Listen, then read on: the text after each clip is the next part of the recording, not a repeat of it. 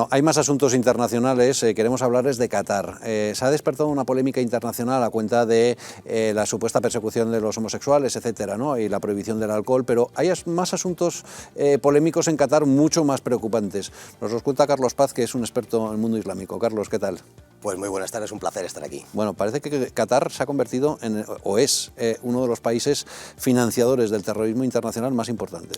Nos llama mucho la atención a los que estudiamos esta zona del mundo que se haya puesto el énfasis o se haya estudiado de manera exclusiva la situación de los homosexuales, la situación de la mujer, o incluso se ha hablado abiertamente de esos 6.000 obreros que han muerto en la construcción de los estadios.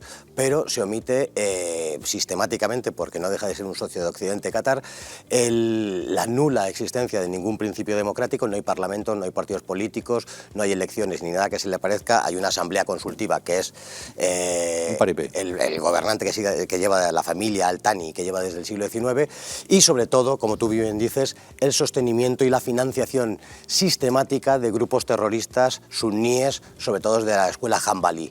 De esto no se ha hablado ni una palabra en ningún medio de comunicación. A ver, es sorprendente, ¿no? El Estado catarí no financia el terrorismo. Hay personas en Qatar que han financiado el terrorismo con la familia reinante haciendo la vista gorda. Eso es un pequeño matiz. Bueno, y luego, de otra forma, en la asamblea consultiva... Al-Qaeda en esos países, Al-Shabaab es el grupo terrorista, secuestra personas y paga el rescate a la familia y el gobierno de Qatar. Llámale como quieras, sitios, pero al final quien está financiando es el gobierno. Discrepo profundamente con Pepe Valles, que es amigo. No son personas aisladas que viven en Qatar, sino que es el sistema político. La familia Al Thani es Qatar quien sufraga perfectamente, como lo ha dicho Al-Qaeda en la península arábiga, a través de esa fundación que es Qatar Charity, por ejemplo. No solamente eso, sino que en Siria, estando yo, he visto cómo Qatar ha sufragado a movimientos suníes, takfiríes, terroristas como Tahrir al-Sham, por ejemplo, los cuales me tiraban bombas a mí, como la familia Al Thani sufraga movimientos terroristas en Yemen, en Afganistán y en Pakistán. Y esto es un clamor a voces a cualquier persona que entienda y estudie esa zona del mundo. En el último libro que me llegó hace 4 días es que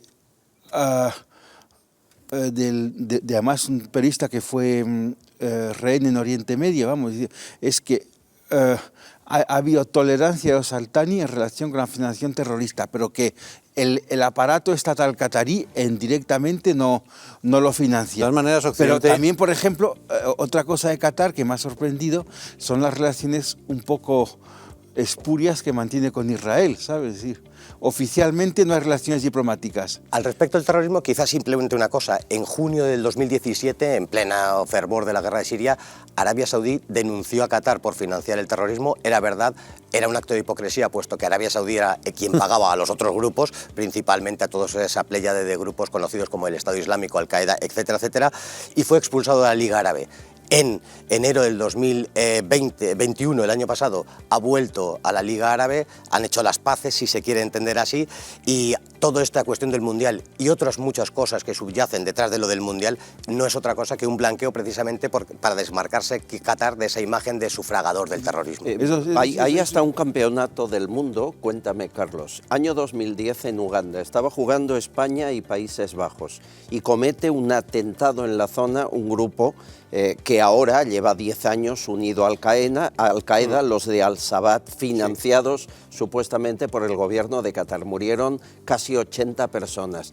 Es decir, que alguien que ha financiado un grupo terrorista que atentó en un campeonato del mundo de fútbol, hoy celebra un campeonato del mundo de fútbol. Así es, no voy a ni quitar ni poner ninguna coma. Es realmente así, eso es lo escalofriante, y no tanto poner el acento, para eso he venido, en la situación de la mujer, que es horrible, en la situación de los homosexuales, que es la que es, pero lo grave, y por lo que vengo, es para denunciar esta situación que ningún medio de comunicación aborda ni quiere abordar. Son los dueños, la misma familia, por ejemplo, de la cadena Al Jazeera, portavoz habitual y de muchísimas inversiones, que yo creo que un organismo qué es lo que anticorrupción explica el también, silencio. donde invitan a catedráticos occidentales para... Claro. Está entrando a Es la saco en estrategia Europa. que decía Carlos de blanqueamiento. Total.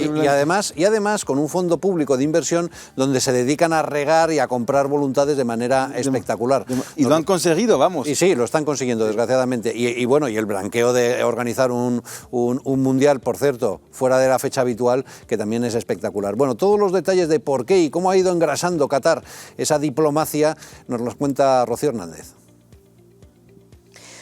Pues sí, Raúl, la pregunta es por qué la FIFA aceptó que se jugara el Mundial de Fútbol en Qatar y se cambiara la fecha habitual del verano al otoño. Una explicación puede encontrarse en la importancia del Emirato Árabe para Occidente y cifra en su inmensa riqueza que la familia real reparte con generosidad. En Qatar hay varias bases militares de Estados Unidos para vigilar los yacimientos de hidrocarburos y también la península arábiga y del tráfico de bloques por el Golfo Pérsico.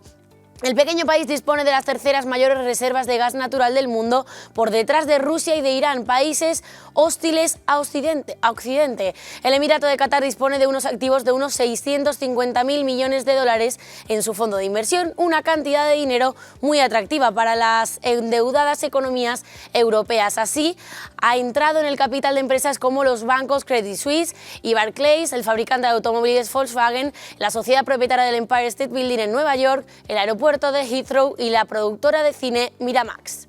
En España, el Qatar Invested Fund tiene participaciones de Iberdrola, el Corte Inglés, IAG, propietaria de Iberia, y la inmobiliaria Colonial. Solo en Iberdrola, la mayor empresa de la bolsa española, el fondo soberano tiene más de 6.000 millones de euros. He aquí por qué se pone alfombra roja para emitir el Qatar cuando viene a Europa. Claro, poderoso caballero don dinero. Gracias, Rocío. El 5 de junio de 2017, la mayoría de los Emiratos, Egipto y Arabia Saudí se coaligan contra Qatar. Le cortan todo, las comunicaciones aéreas, marítimas y terrestres, Ya, todo. Sí. Y luego crean un fondo público con el que se dedican a comprar voluntades en es de Occidente y a invertir. Eso es de mucho antes. Entonces, el emir, ¿qué hace? Va a Estados Unidos y dice: si os mantenéis neutrales, os compramos un puñado de F-15. Va a Londres y le compra 24 Typhoon. Va a París y le compra 12 Rafales. Es decir, Claro. que el aislamiento al que intentaron someter a Qatar lo sortearon perfectamente. Lo rompe, hombre, claro, con la chequera, con petrodólares se rompe todo.